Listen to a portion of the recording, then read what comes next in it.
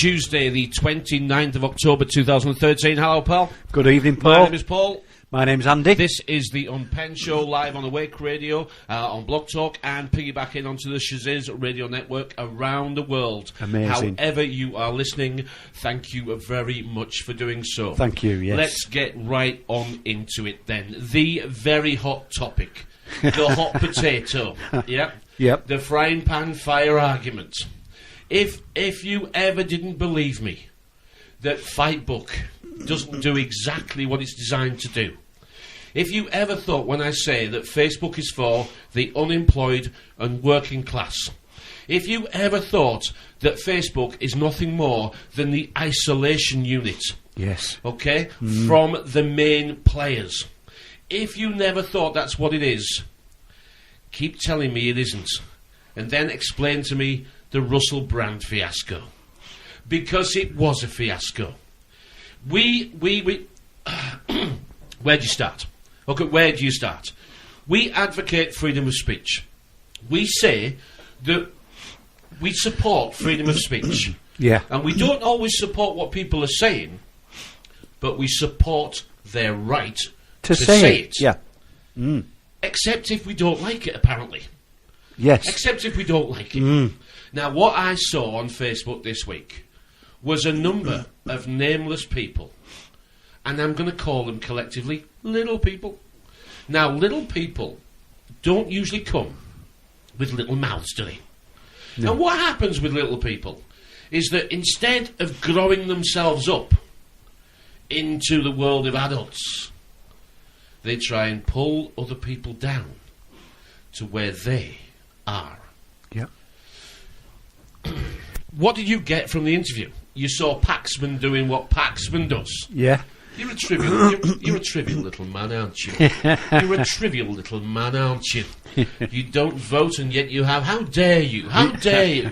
You saw Paxman doing exactly what he's paid to do. Yeah, that's he is right, paid yeah. to wind up his guests. Okay, and if he can get his guests wound up, who gets the headline? Paxman gets does, the headlines. Yeah. You saw it as clear as day. Yeah. What did you see Russell Brand doing? Answering very well, actually. I thought he was cool as a cucumber. I did. I thought he held his own. I don't think I could have done it. Not me neither. I think I said, Paxman, you're a poisonous little perf, you are. but he did very well. Yeah. Now, let's get into this. We don't normally really specialise like this, but I think it's very important that we do. What I saw was Russell Brand advocating socialism, the redistribution of wealth. Yep. Now, because that little redistribution of wealth somehow triggers a that's not good for us, right? Let me use another 4 words that could be substituted for redistribution of wealth.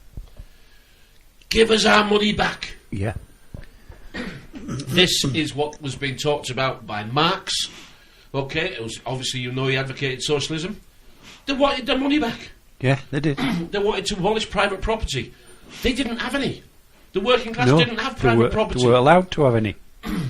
We haven't got any now. We haven't. It's an illusion that's been removed fast. Yeah. You saw Russell Brand advocating a certain style of socialism. Okay, so people didn't have to struggle in the way that we watch. You can't deny in the way that we're being made to now.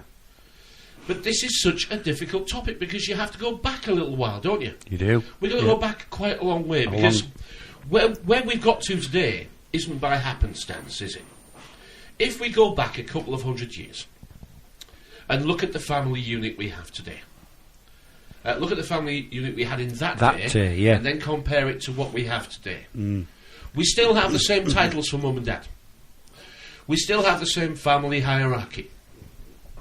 But a couple of 100 years ago, when we were nearly all farmers, a little further back than that, actually, let's go back to 17-something, when we were all basically farmers, prior to the Industrial Revolution, the family unit was a working unit.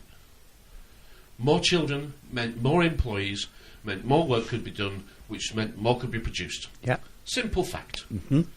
As the Industrial Revolution came along, okay, and everything became, we became more productive, and those that weren't needed went to the cities, didn't they? They rushed to the cities. Yeah. And what happened was that we found employment in the cities, and everything was hunky-dory. The Industrial Revolution, from its start right through until you can almost say the early 1900s, transformed, not necessarily our way of life, really, because the cities were pretty miserable places, weren't they? Yeah. Compared to today, the cities were miserable places, unhygienic, dirty, dangerous places. But we lived in them nonetheless. We did. And it really wasn't until the late 1800s, early 1900s, that we got what we might call the modern city of today, with the sewerage systems and the transport systems. You know, it wasn't a lifetime ago. Well, it wasn't 2 lifetimes ago, if you know what I mean. Yeah. And the living conditions in 1900 to what they were in 1970 were probably the biggest jump in 70 years that mankind's probably ever achieved. Experienced, yeah. Our quality of life. Statistically, the disposable income in this country, in the family unit, was at its highest in 1968. And it's been going downhill ever since then. Yeah. Now, you can say, well, that's not true. We have so many more things. These statistics were based on a credit balance. This is when money had value. These statistics are when you were in credit. Yeah, you had money in the bank. Yeah, this is a time when being in debt was something you didn't tell people about. It was to be ashamed of. It's a little bit embarrassing, yeah. It was. So you certainly didn't. You weren't proud of how big an overdraft you had. No. And you certainly didn't tell people how big a mortgage you had. And very few people had mortgages. But house buying started then. It did. It started in earnest in the 60s, didn't it? We'd always been house, but the working class had never had enough money to buy houses. And it was only the 60s that really started off the housing boom of its day. We got robbed in 1971. We did. Yeah. From what we call real money to a fiat money system. Yep. And it's now in its 42nd years. And you can see that it's the Ponzi scheme that it is now being revealed. Because money is having to be pumped in at the bottom with no results that we can physically feel or see for us. No. It's been pumped in to keep a Ponzi scheme going. Even with austerity, the debt's still gone up.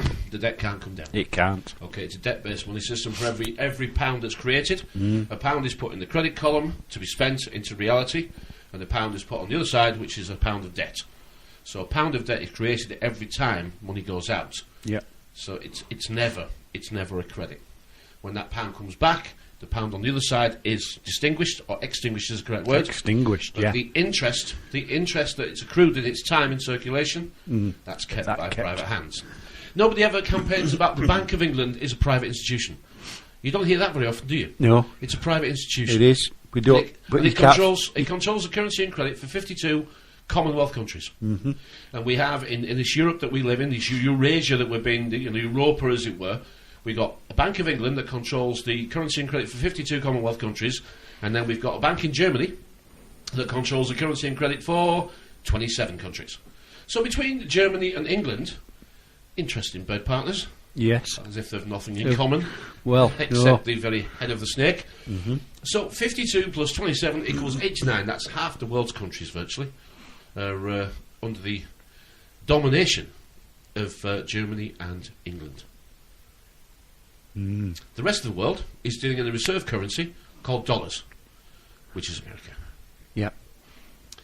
Pretty much sewn up between those three, isn't it? Pretty much. Pretty much sewn up between those three. The Father, the Son and the Holy Ghost have got it all. But back to the family unit, what we're trying to say is that 300 years ago, having children was an economic benefit.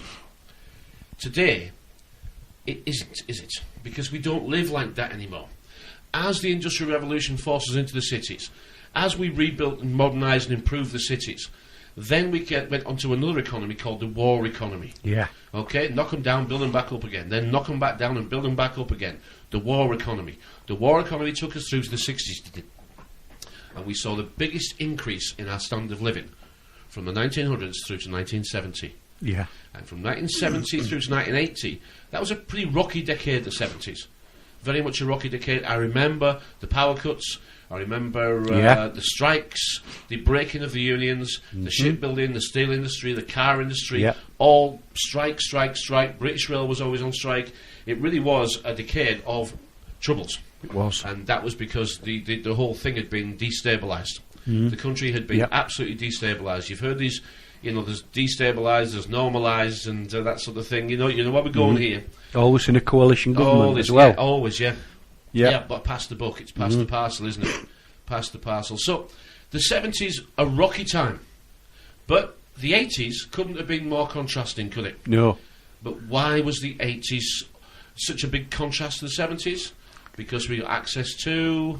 Debt. But we called it credit. We called it credit, We called it credit, and like all good temptations... Store cards. Temptations... Credit cards. Yeah, the Burton's store card. Loans. Yeah, and it was pensions from the second week you started work, start saving for your pension. You thought, I haven't got a bloody car yet. Yeah.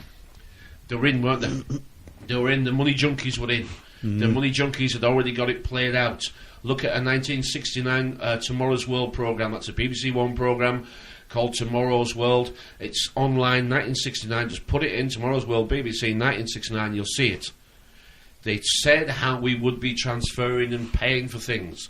And they said we'd be using the phone and a digital method of doing it. In 1969, they knew we'd be using cards and telephone transfers and that sort of thing. Yep. And it's all... I mean, that's 1969. Anyway, it was a system of credit, because if they'd called it debt, we wouldn't have bought it. No. And we've been living off it ever since. We've been living a life of illusion. We have. We've been living a life of illusion. And still are, and some of us. It's getting worse. Me as well. It's actually getting worse. Because, I know. If you I'm want trapped. If you really want to see what it is that you have today, put your mortgage to one side. Can you clear any other debts at this time? Can you clear your debts regardless of mortgage now? No. Well, then... I'm in a mess. The system has enslaved you, hasn't it? It has. It has enslaved utterly us. and totally. And what happens is, because of that enslavement, the bias now is in most people, isn't it? And the bias is that I'm going to do the right thing, I'm going to try and be a good person, but the first thing I have to consider is me and my own. So really, every decision is based on me and my own. And we find on Facebook the unemployed and the working class, who are obviously the most hard done to, and everything they're doing is based on me and my own. They don't like to say that. We all bemoan the loss of our communities, right? Yep. But we don't buy the local newspaper. No. Right? We don't know the name of our next door neighbour. We don't go to council meetings. But yet we still bemoan the loss of our communities while sharing stories from around the world. Yeah. Now this is a form of madness. It is. Now this is hypocrite, isn't it? Though this is say one thing, do another. Now I know that in the 300 years ago that we're talking about, the family was an economic unit. The more kids, the more produce. We've done all that. In today's world, that's not true. But because we created a world of socialism, I mean, the Second World War was primarily fought against the National Socialists. It was, yes. And as soon as the Second World War finished, we voted in a socialist government, and we got the welfares, we got the pensions, and we got the death management service. All right, all socialised. All socialised. And from that moment on, everything was starting to be, well, first of all, broken down, and then sold. And then sold to foreigners. And it's never stopped. It's never stopped. The asset stripping has started. Now, the Russell Brand thing, if you think he's advocating socialism and communism, what is it you think you live in now? What actually do you think you're living in? Because if you tell me it's a democracy, then the number one proviso for a democracy is all men are equal. Okay. Prove you're living in a democracy, because all men are not equal. Some make the rules and others follow them. Yeah. And those two people are not equal. Now you can tell me, in words that you choose, yes we are. We're all sovereigns. Find me a winning case. Find me a case where you have been able to prove that someone you know really did challenge the system, and the system said, I apologise, you're right, we're absolutely wrong, the gas, the electric, the water, we have stolen it from your birthright bond, and you're absolutely right, we should give you it back. You're right, we're a bunch of thieves, and well done you for bringing that up. No, that doesn't happen at all, does it? Okay, if you don't pay your bills, right, they actually send the boys round after sending a few narky letters. They do. Right? If they send the boys round, the boys are there to say, are you going to pay? And there's a fee for us turning up today. Exactly. Yeah, we actually charge for turning up today along do. on top of the fee that you're meant to be paying. Yep. All right, if you don't pay it and you annoy them enough times, without a shadow of doubt, they'll knock your bloody door down and steal stuff. And the first they'll steal will be you. Yep. They'll kidnap you and then they'll take stuff out of your house. And if you think that doesn't happen, you think that doesn't happen. Yes, it bloody well does. Now, I've seen on YouTube, don't do this, don't do that, don't just say this and just say that. We thought that was true in the early days, didn't we? We did, yeah. We thought that was the way out, didn't we? Yeah. We thought that that's the way you do it. Inalienable rights. Inalienable rights, yeah. And, when I was born, a bond was put aside and there'll be £1 million in it and it belongs to me and I can pay this company 250 quid and they'll get it for me. You can't con an honest man. You can't con an honest man, yeah? Have a look around. Have a look. We spoke about this last week. We did. Okay, now the reality is nothing like that. The reality is where you live, inside this never-ending entertainment park, this greatest show on earth, roll up, open 24/7, just like Tesco's is. Yeah. You can get anything you want on here, but it doesn't promise to tell you the truth, does it? It doesn't promise to tell you the truth. No.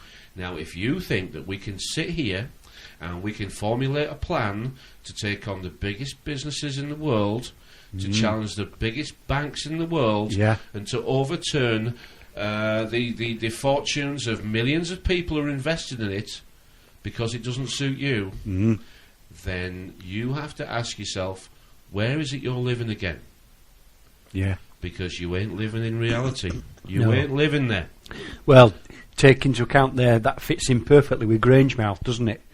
Billionaire there, he just got fed up and he just turned around to him and said, I ain't making any money, I'm just going to shut it down. And as soon as he said that, they were, you can't do that, you can't do that. Yes, he can, I'm sorry, it's his company, and just shut it down if he wants. You see, what's happened is you've been domesticated. Yeah. You've been domesticated over the years, and now you don't like it. Now, this sounds like we're picking on you. All I'm trying to do is get you back into reality. Yeah. Because if you think I'm talking rubbish here, if you think I'm trying to make you feel small and stupid, and I'm trying somehow to break you here, no, I'm not. I'm trying to put you back together. And if you don't think I'm doing that, it's because you're not ready to listen to this yet. But I'm trying to bring you back into reality. Back to reality, okay? Yeah. Now, after the Second World War, when the welfare systems and all the benefits were brought in, you have been domesticated, all right? Over time, you have been taught that you can have as many children as you want. Over time, you have been taught that it's not necessary for you to work hard or improve yourself over and above the level that you feel comfortable with. Because somebody will either give you a job or somebody else who's working will give you somebody to allow you to exist. You have been broken. All slaves have to be broken. You have been through an education system that taught you nothing of value. You have been made this way, and if you accept it and you try and improve yourself, congratulations to you, that's how it starts. Yep. If you want to argue with me, then you are going to be stuck where you are right now for the rest of your life. This system taught you everything you didn't know, everything you didn't need to know. It didn't teach you how to spell properly. It doesn't teach you how to spell properly now. No. And if you can't spell properly, eventually you won't be able to read. Quite simple as that. Eventually you will lose the ability to read. We've already lost the ability to write. Yep. Maths is an absolute mystery. The kids are not interested in learning to drive. You can say, oh, it's because of the high insurance premiums. No, it isn't. They actually couldn't care less. No. They're too lazy. They're too bloody lazy to learn to drive. They cannot be bothered. You've been domesticated. You've been your grandparents were fed a little bit, and look how they're fared out. Yeah. They got the pensions and the health care. They had to sell it. They had to let the dream appear for somebody at least, didn't they? Yes, it had to so be that we real. could see it happening. That's right. Yeah. So we saw it. We saw our grandparents or great-grandparents get the pension and the health care. They got the deal. Yeah, then we've seen our parents or grandparents get the deal. And they were taught, in their working life, they were told to take a second pension. Yes. And they managed to draw that out before the late 90s. Yeah. So they got the deal as well. But now let's have a look at our parents, should they still be here. Oh no. Oh no. When they retired, Gordon Brown had taken half their pension in 2001. Yes, he had, yeah. And he kept coming back. And he said he would never tax it. And they do And tax they do, it. yeah. And they're going to tax everything because They are. that's what they do. Are you and I going to get a pension? No. No, but it won't be called a pension then. It won't, Because no. this socialist system that you lot are going to vote for, don't you get me wrong, I've been saying this right from the start. You are voting for socialism, but you don't like the word, so you call it freedom or independence, or you call it anything you want. Okay, taking from others so you can exist is socialism/communism. It's nothing else. You talk about community, but you spend all day on your own.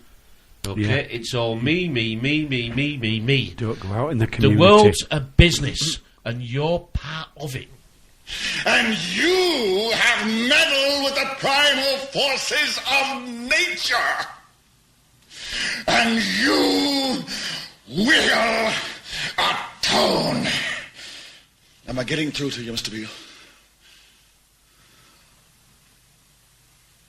You get up on your little 21-inch screen and howl about America and democracy.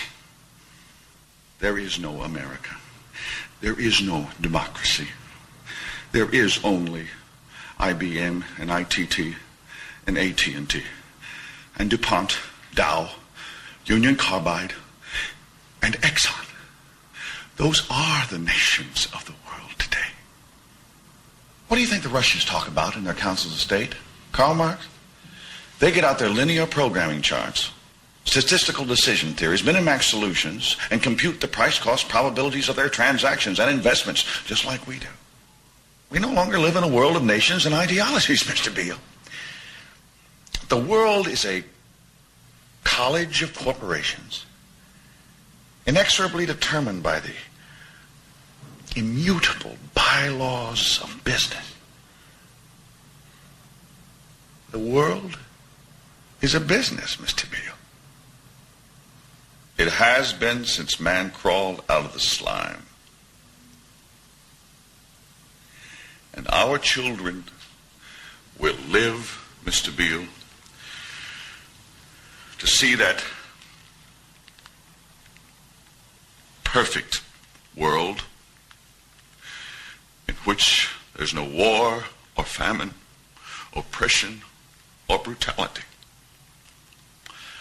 One vast and ecumenical holding company for whom all men will work to serve a common profit, in which all men will hold a share of stock, all necessities provided, all anxieties tranquilized, all boredom amused.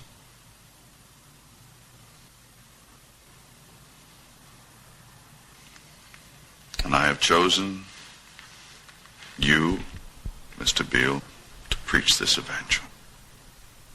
Why me? Because you're on television, dummy. Right, now I play that on purpose because we always say it every week, don't we? This system is screaming at us to challenge it. Yes. Right? Do we understand that revolution is what it's asking us to create? Hang on again. Have you coughed yourself off? No, it says on, so... okay. You sound a bit crummy, fella. I'm I glad, don't I'm glad you made it this evening. You're going down fast. I don't know what's happened to me You're going down tonight. fast, It's but them chemtrails. I played that clip because the system is shouting at us if you can hear it. Yes, it is. Okay, it Yeah. wants us to revolt because we are the energy it needs to take them to the next level. Yeah. Okay, so all this chattering about protest and revolution and pushing them back and whatever, it's exactly what they want us to do. This is from 1976. Okay, it's a mainline film called Network. Most of you will recognise it. And what does he say? Why have you chose me? Because you're on television, dummy. And all he's doing is exposing the system and how it works. What are all our gurus doing? exposing the system and how it works. Are they good guys or bad guys? Well, I don't bloody know. I'm not going to even guess. What are we doing? Exposing the system. Are we good guys or bad guys? Well, we know the answer to that, but it's whatever everybody else thinks. Yes, whatever you decide. You can decide you know us if you want. You can decide that you can psychologically profile us, and you can tell us what we are. You're quite welcome to do that. And I have no doubt plenty of people probably quietly do. Good luck with that one. We're actually two guys in Yorkshire who aren't very bright, who are a little bit too old, who should have figured this out a long time ago. Yeah. We go on air and we tell people what we understand about ourselves and about what we can see. We don't pick on anybody else individually. We tell you straight, and if you don't like it, that's fine. Don't listen. We're not bothered about that. No. This system is brilliant at what it does. Yeah. Okay, when we are railing against the system, when we're protesting, the word pro is for. Yes. It's just a test to Just see how a many test. are unhappy. Yeah. It's going to go ahead anyway. The revolution is the one that has to happen in your head. Yep. Okay, you have to grow. You have to be more than you were. The old methods of shouting and bawling on Facebook, which has never worked in all the time I've been on there. No. The old methods of so-and-so's come up with a trust idea, so-and-so's come up with this idea, so-and-so's come up with that. It's never bloody worked. These are all good people coming up with the very things that haven't worked in the past. No. It's just they've just thought of them.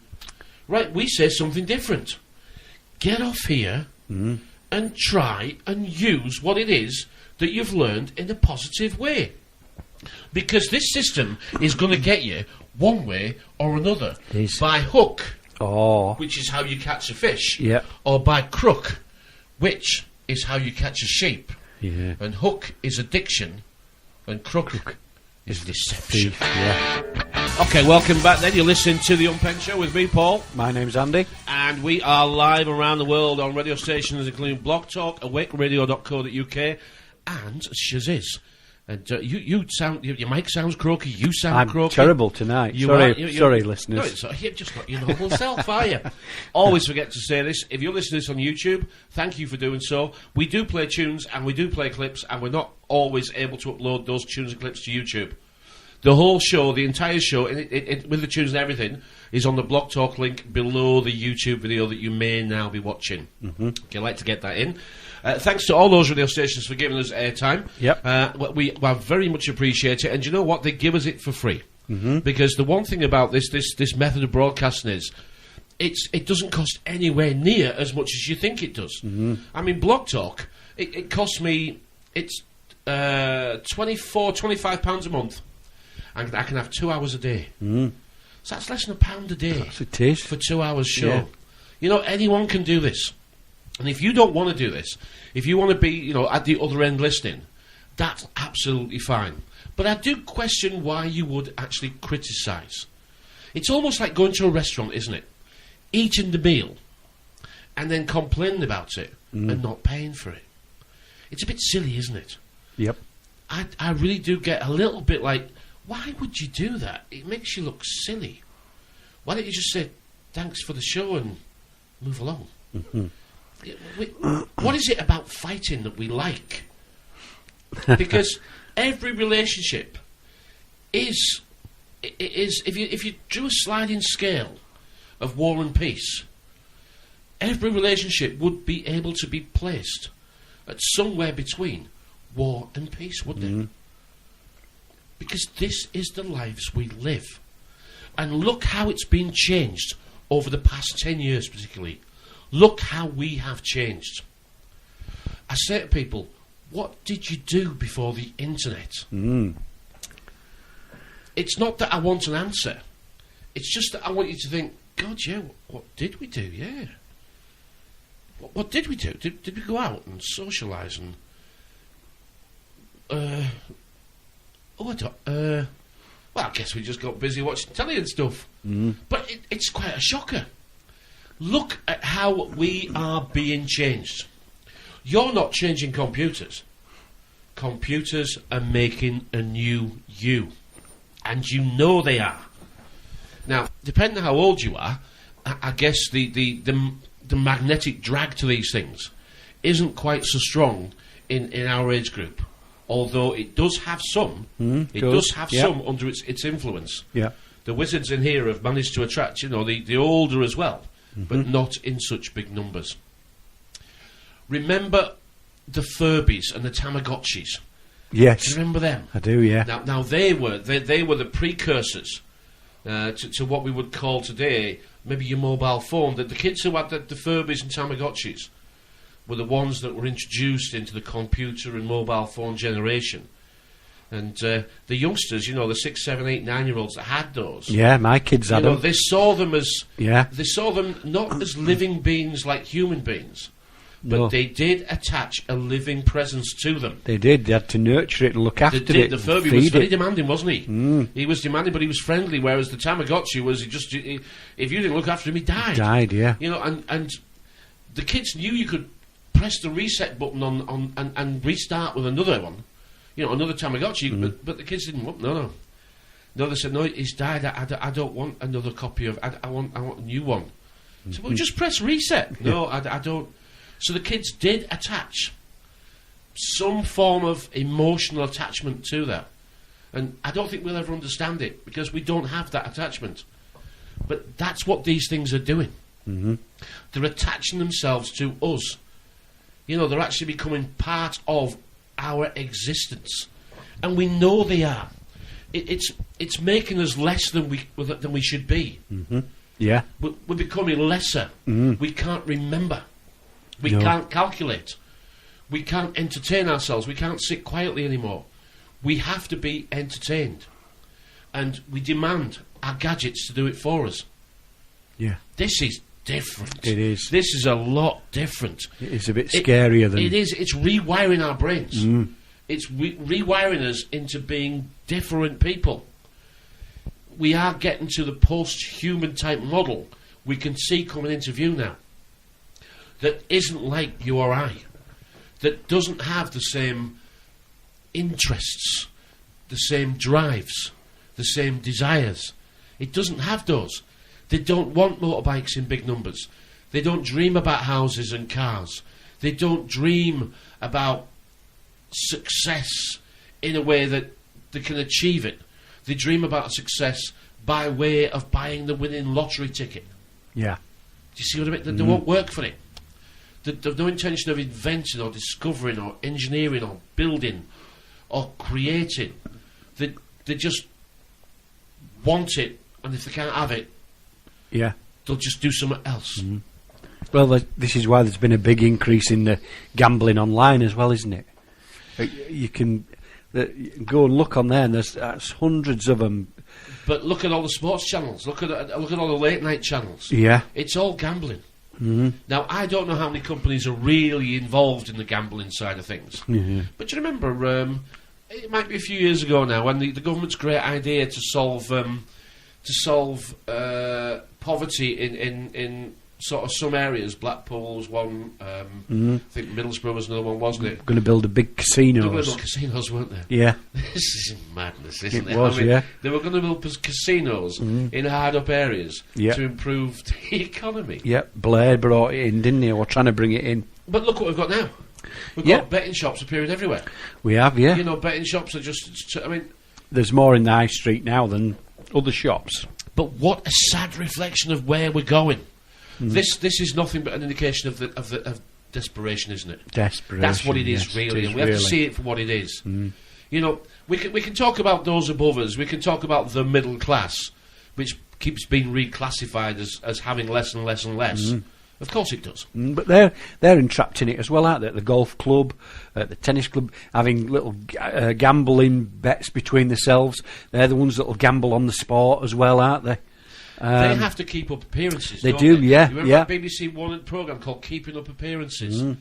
And, in fact, they're more enslaved than we are. They certainly are, I think as you go up this tree, or this level, or whatever this pyramid, whatever you want to call it, as you go up, they're more enslaved. Because they're less able to do what they want. Because the space for them to move around, as a pyramid does, it becomes less and less and less. So they have less room to manoeuvre. There's less people, but there's more people trying to get in. Yeah. Everyone's trying to get up to the next level. Everyone's trying to get the lift to the next floor. Everyone wants to grow a bit taller, and they'll believe any story they want to build themselves up. You know, a tall story is a building, and you'll believe any tall story if you think it's going to.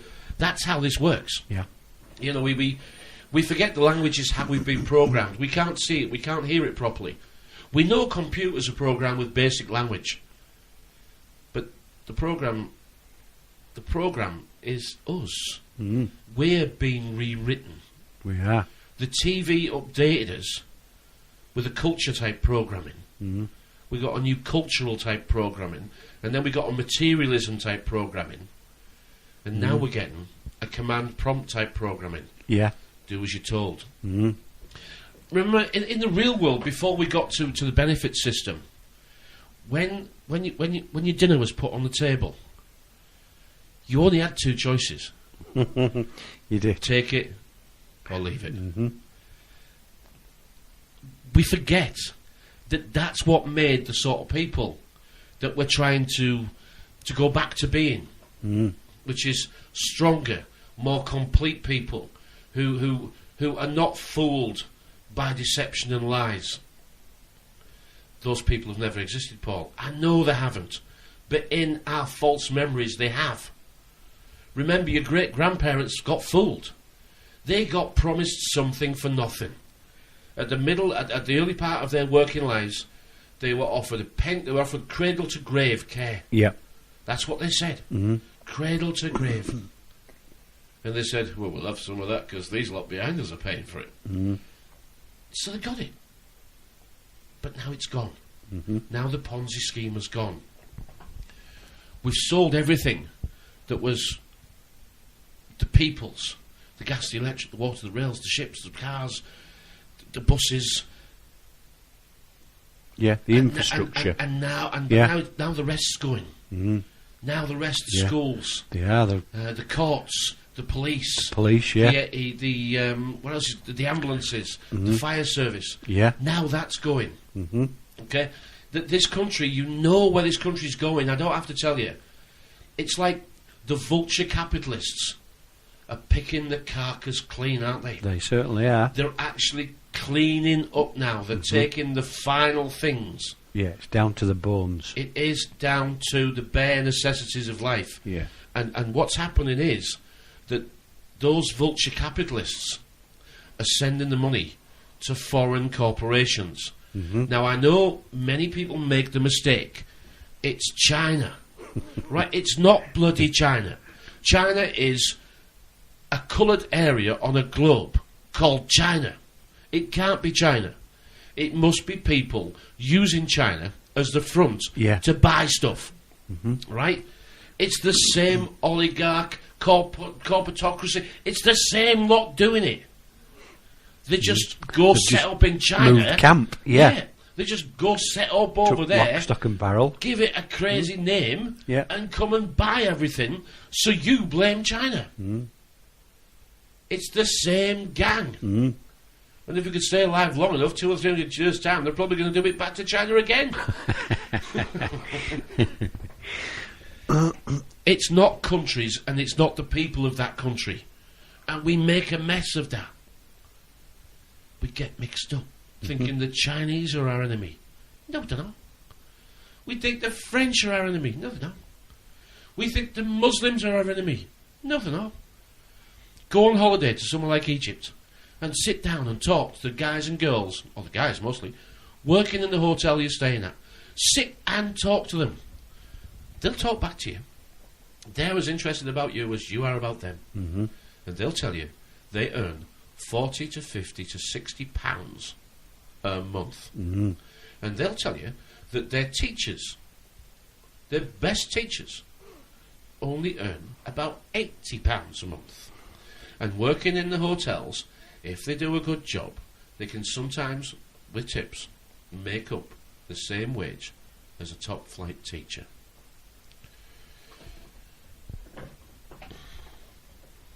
This system of distributing wealth is not for us. There is no wealth distribution for us. No. Another decode for wealth distribution is making us all poor. It is, yeah. That's the plan. You know the smart meters are coming. You know you're going to get allowances. You know the people at the bottom who don't have any skills are going to get the same allowances as those that are working. It's such a mess that I cannot tell you how we're going to fix this. No, and Russell Brand couldn't tell you how we're going to fix it.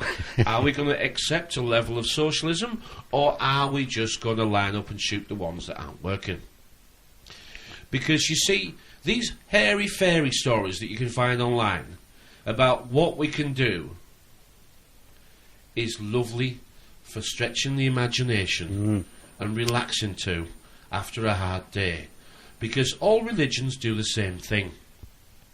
They point out the trouble to you, and then they offer you the solution. Okay? And as you can see online, you have no problems at all, people telling you what the trouble is. And the trouble is never you. no, Alright? It's never bloody you. it's always somebody else's Right, fault. it's not your ignorance, it's not your bad financial decisions, it's not your lack of education, it's not your refusal to... No, it's nothing to do with you, it's all these other bad people. Luckily, there is a global awakening going on, and it's just a matter of time. It was last November or the November before, according to one or two names. It's been November twice running now, and let's see if he goes for a third November, saying that it's all going to collapse and look forward to the new year. I'm not going to name names because that's not what I'm here for. I'm going to tell you religion tells you the problem and then sells you the solution. It does. We tell you the problem and we don't sell you anything. No. Right? I don't want your money. I don't want anything from you because we don't do this for you. We do this for ourselves. It's a reality check for you and I too. Certainly is. Now the reason we record this and put it onto the internet is to see what you guys make of it. Because I've said this many times. Please feel free to say whatever you want because we do. And I will learn an awful lot about the comments you leave about you. We will never, ever reach a point of agreement until we accept where we are. Yes. At this moment in time, we have too many people saying we are on the verge of victory. We just must come back next week Yes. and listen to what I've got to say. If you just send me some money so I can make a film or flog you a DVD, I know, but it's coming. I know you've been listening for a long time, but it's coming. Trust me, I go around the world and I see this awakening. Now, I know you don't see it, but that's because you don't know what you're doing. It's happening. Maybe it's just not happening to you, but it's happening, Paul. Just settle down. It's happening. I don't see it. It's happening. You don't have the time or the money to go around the world. Leave that to me. Yeah. So be careful who you put your time in. Yeah. I'm not saying that. I'm saying that these are good people who are doing what they think is the right thing. It doesn't matter if they're doing it for good reasons or bad reasons. What matters is, what are you doing? What are you doing?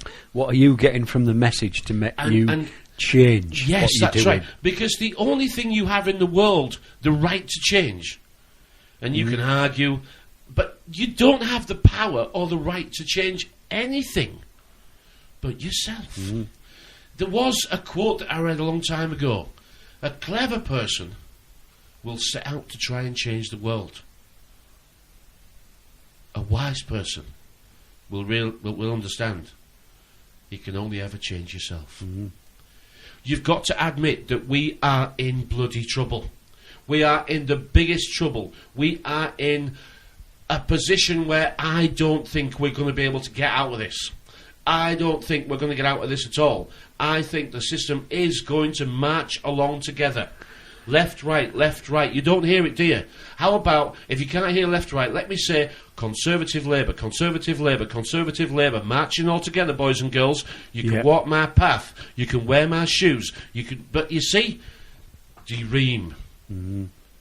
Things can only get better. That song wasn't for you. They were singing that because they knew they'd got you. the era they were sure was the 80s. It was the 80s, and yeah. in the early 1990s, George Bush Sr. said that they knew they were going to do it. Yeah. They knew that they could do it. And we got take that. Take and you that. are taking all of Take that. Yeah. Yeah. The connections are everywhere, and some of them are not intentional, but most of them are. And the connections can sometimes just be named, but it's because of the language. They get us to do things that we don't realise we're doing it. No. It's a bit like Halloween. I know. It's a bit like Halloween, isn't it? The kids go out and have a great time on Halloween, but nobody knows why they're doing it. It doesn't matter why they're doing it. Just a bit of fun. But that's what it is at this level. Yes. But the next level up, okay? It isn't. It's a little bit different. It is, yeah. They believe different things to what we understand. Yeah, they're going in one direction. They are going, well done. They are going in one direction. They believe different things. Exactly, Now, yeah. above us is a much stronger religion, a much more binding together type community they have. But it's secretive. They don't share it with us. Yes, they do worship that big yellow thing that goes across the sky every day. There's no doubt about that. But they also know his pal. Yes. Saturn. Yes, they do. S-A-T-A-N. Saturn. Right? They know with his pal. Right? And they understand the light and the dark. And they understand how to play the light and the dark. We call him God. And really, they're just trying to keep us good. They're trying to... They want us to be good. They want us to be weak. No, they want us to be loving and caring and sharing and empathy and compassion. There's nothing wrong with that. Except when it becomes time to stand up and fight, you've got to stand up and fight. And I don't mean with your fists. These people are way past fighting with the fists. They've got all the forces they need to protect that version of fighting. We've got to go through the revolution in our heads. We've got to accept that we're on the verge of losing everything. And it's only at that point that you think, I'm not giving up. I mean, how many times do I say to myself, I'm not doing it anymore. I'm not doing it. Last week when I looked at what was going on with Facebook and the Russell Brand thing, I thought, I'm sick of this. Nothing changes. Nothing changes. It's just the same old game. In fact, I'm the stupid one for thinking it's going to change. Yes. It's me that's stupid. You know, I am trying to find people that I can talk about real life things. Yeah. You know, I want to share experiences with people who have experiences. Not people who tell me, I've seen this on the internet. I've seen that on the internet. We don't realise that we're telling lies all day. We tell lies all day. I don't. You do. Because you continually repeat things that you don't know if they're true or not. Well, that doesn't mean I'm lying. Well, it does. It does. It is Tuesday the 29th of October 2013. My name's Paul. And this is the Unpenned Show live on Awake, Shaziz, and Blog Talk as well. So however you're listening, thank you for doing so. It is songs like that that actually restore my faith in why I do this. Because it's only me that I have to sleep with. It's only me that watches me brushing my teeth in the mirror. It's only me that I have to be comfortable with. Yeah. And anything else is... It doesn't matter what other people think. I have to believe that I'm doing the right thing. And I won't back down. And even though I see all the weapons of mass distraction on here, even though out of all the Facebook friends I've got, I know half of them are probably not real. Even though all the news hounds I have around the world, I suspect some of those are just automated news story posters. I don't know. But you know something? It doesn't affect me in a way that I'm bothered about that. Because the person I'm trying to improve is me. And the reason I'm trying to do that is because I want to make me the best version I can and leave behind something of me to help my little girl be the best version she can. Because that's where the knowledge should live. People should have the knowledge when they get older. And there is one other thing. I do this because they want it. They don't want us to be happy. They don't want us to be successful. They don't want us to enjoy life. Otherwise, we'd question their very existence.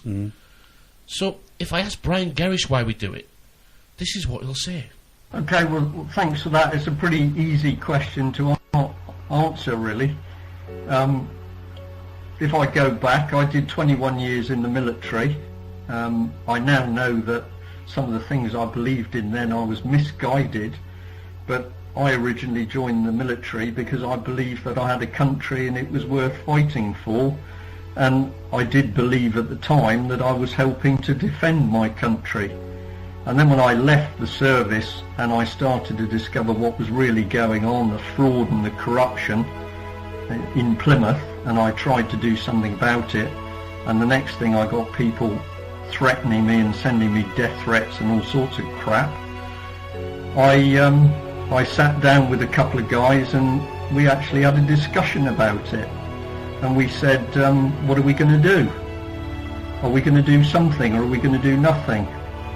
And I can tell you that there was 8 guys around the table, and we said, we're going to do something.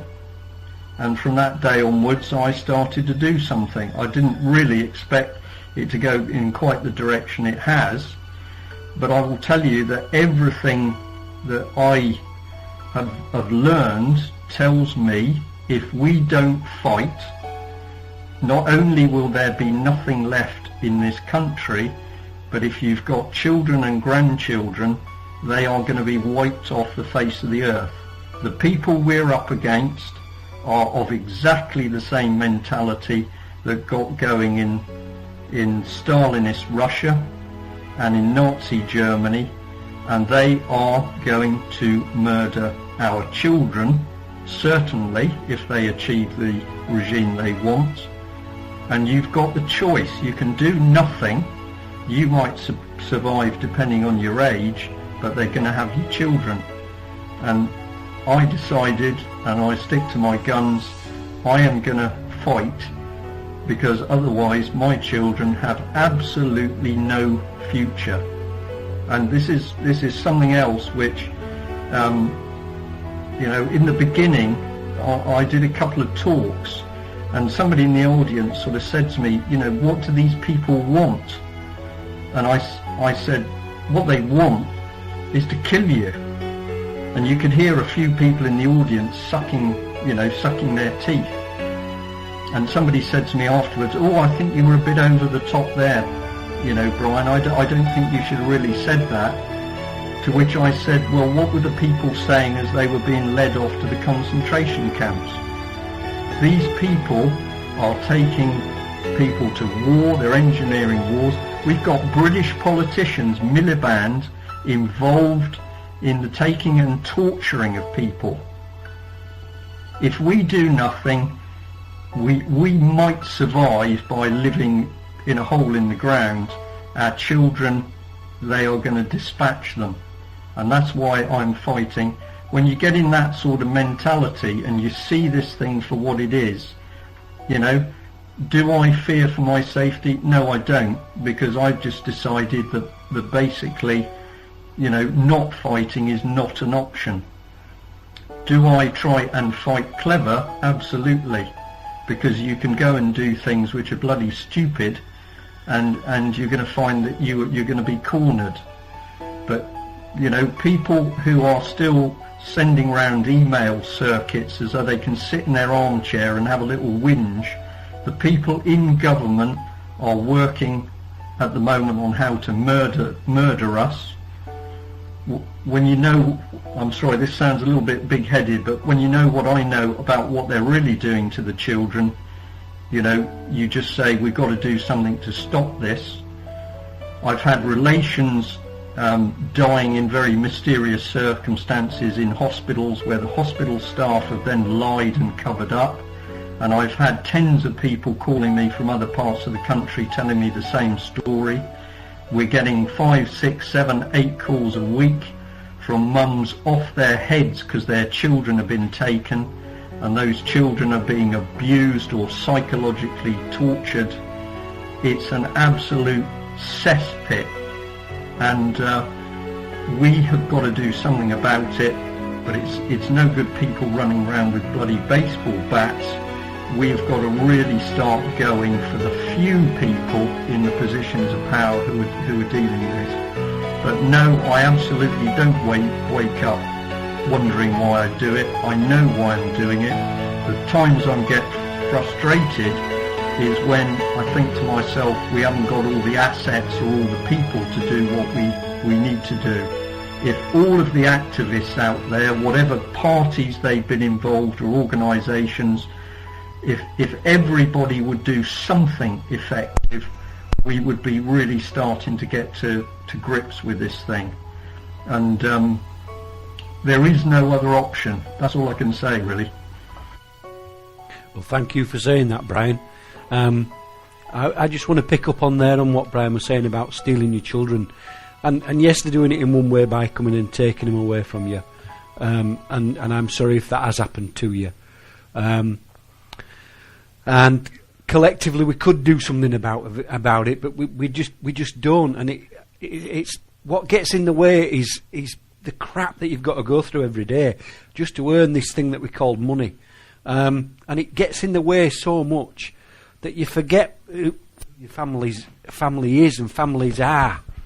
And we lose touch with the family, don't we? Right, okay, just let me, let's get you another microphone, shall we? Let's get you another microphone, because you're coughing and spluttering on that one, fella. Am I really? You are a little bit, yes. Yeah. So Sorry, buddy. Let's get that microphone over there. Just pull it out of there for me. Just directing live on air here. Well, you sound okay now. You keep talking there, because you said about, not only do they physically take our children from us, but they actually take the futures away as well. They've stolen the futures already. They've stolen the futures by... That's good, they've gone. Well, because they've made them already less than they're ever going to be. Yeah. With the injections, the and vaccines, the the education. Yeah, they're already suffering, aren't they? Yeah. Right, let's... Yeah, we're they've doing already done this, and it's right before your eyes. Yeah. You were saying before about the isolation ward, and they're stuck. You just use that. Just leave them both on. They're stuck in the computers and on the smartphones, and we've got to get them off them. If you can get your kids off them, get them to read a book. Go for a walk with them. Do something with your kids, because they're not kids for very long. They grow up so fast, and we lose touch with family. And it's come to light just in the last few days in our family, mainly on my wife's side. But the gentleman that I'm talking about he's 66 years old. He was trying to do everything for his family, and they were 66. At 66, but he was hoping to have put his feet up, because he got the promise cradle to grave. He did, yes. He was one of these that we promised, and it didn't come about. Mm-hmm. And he was up a ladder, and he was fitting an aerial, and for himself, for his own family, so that they could watch the TV. And he's ended up falling off the ladder, and he's smashed his neck, and he's in an induced coma in Bristol. But it brought it home to us that it's been such a long time since we've seen them that families live. I know. We live too far apart. But what we do, I mean, we actually, when we lost my mum, 3 years ago, last February, right? All the family turned up from the four corners of the UK, and we all made a vow that once a year we would meet up and maintain these bonds that we'd had from birth. Yeah. And for one reason or another, and I hold my hand up, we haven't done it. No. Collectively, we haven't done it. Mm. And when I say that we tell lies, and I try and explain to you how we tell lies without meaning to tell lies, there's one word in the English language, and only one word that sits in front of LIES and LIAR. And there's only You know what it is? I do, and it's FAMI. Families and familiar. Familiar. And it's very hard because of my secondary low state education standards, my desperate ability to try and read and improve my diction, that I do struggle. The most important things are always the hardest things to say, aren't they? They are, yeah. That we tell lies, but we don't mean to. No, we call them white lies. We try and But be they're kind, not. but we can't. And the real reason is this money scramble. Is this such a short time to enjoy? Yeah. Such a small. If we tried to live our lives by the brief moments of happiness that we experience, it'd be gone in a day. Our lives would be over in a day. And somehow we managed to go through and wade through this sea of despair,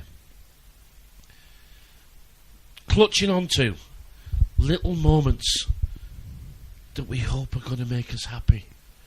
We live a miserable existence, but we tolerate it because those few brief moments of happiness appear to be enough to keep us going. Yeah. Look what they've done to us. It is. The best things Sad. in life are free, and we don't give them any value. We don't. We've no. been reprogrammed to want stuff Yeah. when everything we've got is free, of value, friends and family and time to enjoy. Yeah. The only thing that poisons that reality is the money search. Yeah. And we're going to be forced to live in a country that's like living in a block of flats with an absentee landlord. They're never going to forget to come for the bills, but they're not going to fix any of the problems. No, they're not. We're going to be left in bloody despair. Our grandparents and great-grandparents dug trenches, built planes, manufactured bullets, and said, we're not having them National Socialists. They are not coming. We will do anything. We will lay our lives down to protect what we felt was democracy and freedom. Yeah. And if anybody puts on my YouTube wall that they were fooled, maybe they were, but they were prepared to die for it. You can't even get off your sofa. You can't even get out the front of your house. And it may well be that you haven't got a penny to get there anyway. This system is so far down the line now that we have to accept we've been screwed. We have. We have been done over. Yep. Royally done over. It doesn't have to stay that way. But we have to stop fighting. Who are you fighting with? Imaginary people in a world called virtual. Virtual land. You're fighting about Russell Brand. Do you know him? No. Are you going to meet him? No. No. Does what he said, has it affected your life greatly? Not really. But you respect his right to say it. He's got a right to say it, of course. Yeah. He was advocating socialism, sharing with us at the bottom. Yeah. What are you doing? What's everybody else doing? This is madness. Right? This is madness. Do you know anybody in this activist group who's standing for council? No. No. Bloody me No. next year. Good for you. Yeah. Yeah. Do you know anybody who's standing for MP? No. No. Bloody neither. No. We need people to stand for it. I'd be willing to stand as an MP. I really would for this so-called movement. I really would. Do we 'Cause not? That's the only way we're going to change We it. don't learn from our enemy. Our enemy is strong because they're collective. They bind themselves together. They make promises. Their word is their bond. And they keep it. We change with the weather. We think one thing one day and something different the next. We like this person Tuesday and we like this one better Wednesday. The people who look down, who peer down on us, are peers. Right? What they see is a great big dog pound. And they're all barking all day. moaning about one thing and another. And if the handler should say, look fella, you've annoyed me now. I'm going to open the door of your cage and I want you to get yourself off and make your own way in the world. And I'm not going to give you any food, any money. You're going to have to do it on your own. I think the dog would quietly sit down and say, not feeling too good today, maybe tomorrow. What's for tea? You've been domesticated. Accept you've been domesticated. Accept you've been made to be what you are. And then decide you want to be more. Decide you want to be more than you are. You don't have to get money, but you have to get to be more than you are. If people aren't listening, it's because you've got nothing of value. This is a trade. It's always going to be a trade. The world's going to be a business. If you think you can challenge the biggest companies in the world and the biggest banking system that's ever existed, if you think you can challenge this global system by saying, I don't like it, then stay in Neverland. That's not where reality is. No, stay in your isolation ward. This is isolation. It is. This is. They can't hear us. We've got walls, and they've got protection, the firewalls, so we can't set the place on fire. This is a mental asylum. On one level. Yep. You have to improve yourself. And the way you improve yourself, stop arguing. Step 1. Stop interrupting people who are speaking freely. Step 2. Step 3. Find something you can believe in. And the only thing that you'll know that you can trust is your mum and your own instinct. So fire your instinct up. Get it to be what you want it to be. You should be mad. You should be furious. And you should be making plans on how to challenge this system. Yeah. We should be going to council meetings. We should be able to hold conversations with people of a better education than us. We should be able to clearly say we want to be included in the decision-making process. If we turn up with a friendly approach, if we say to people we've never met before, I mean, the Russell Brand thing's perfect. The Russell Brand thing would be, hello there, you can chat. Hey, did you see Russell Brand on BBC Two the other night? And people, I did. Say, what did you make of it? What did you make of it? However you start a conversation, you will always find a favourable recipient if you ask them questions. Now, if you always open a conversation with, I'm going to tell you something that you didn't know, and then I'm going to make you feel embarrassed for not knowing it. How's that one unmistakable Mr. Chris Rea then? So, 18 minutes past 10. Flies by. It absolutely does fly by. We've got you on a new microphone. You okay with that? I'm okay with that, yeah. All right, well, the encoder is miles behind, isn't it? It seems to I'm be, watching the station encoder here. It's absolutely miles behind. So we are going to come towards the end of our evening. Another Tuesday. We've shouted at everybody. We have. But it sounds like we're trying to upset you. We're not. We're really not. But we've got to accept the mess we're in. The real big trouble we're in. Yeah. And the programme, the culling, as it were, is underway. It is, yeah. And these are things we're going to have to accept at this moment in time. If we want to wake people up, we need to make them friends. Now, telling them about how they're jacking the water, jacking the food, messing about with the medical stuff, God knows what they're doing out of the airplanes. This is too much. This is far too much. It is. It really is. We've got to engage them on the level that we started at. Remember that level? I do, yeah. Now, you were interested in you know, what got you started? It was the money system for me and the politics. It was the money system for me, but you said actually you've sort of changed, because initially you went with the UFO thing, didn't you? You were halfway interested because I was. It yes. I'm not trying to embarrass you. No. I'd forgotten about that. Remember, bit. I used to think that if you put a magnet on the front of your head, Yes, I remember you saying. I actually saw a video, right, where apparently if you bought a magnet and taped it to the front of your head, right, you could open your pineal gland. Right, I believed that might be true. So guess what? I bloody tried it. These are things. These are mistakes that we make because we're so in love with these pictures that we're given. We're so comfortable with information being relayed to us through picture method. We were only just at that point in time learning to question. Yeah. We'd never done it before. No, we didn't realise what you were doing at the time. No, we'd never understood to question anything. Yeah. We just figured, oh, that's interesting. Oh, and that's interesting too. And all of a sudden, you're in, aren't you? Yeah. You're in. You're in. And you don't realise for a little while, do you?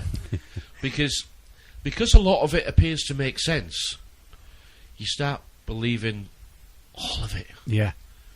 You know, I now know, in my reality, until it changes, the only flying saucers are the ones that get thrown across the kitchen when husband and wife are fighting. Although they're not unidentified flying objects. No, I don't. I think we can comfortably say that they're fully identified. I was going to say they know exactly what they are. Fools. But this is where we don't try and go into the theories, do we? No.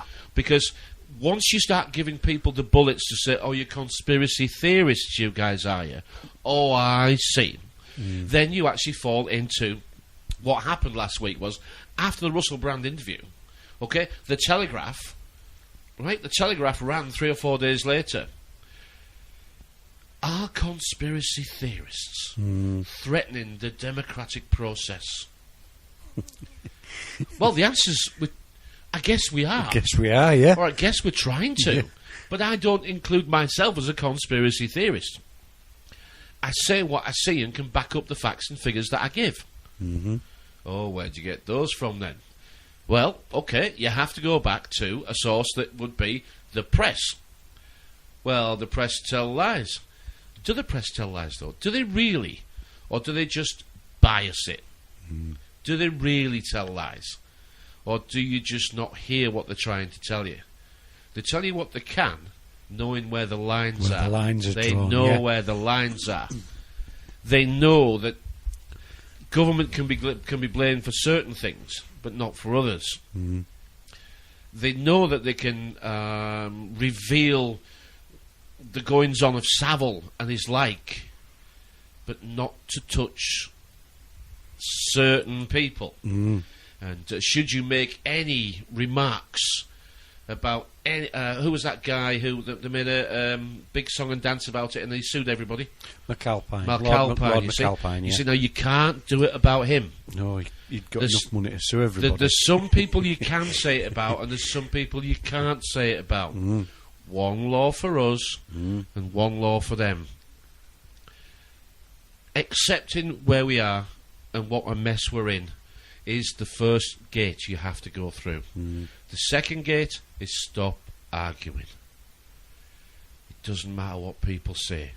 You learn an awful lot from people by listening. And you learn nothing at all about them by bloody talking.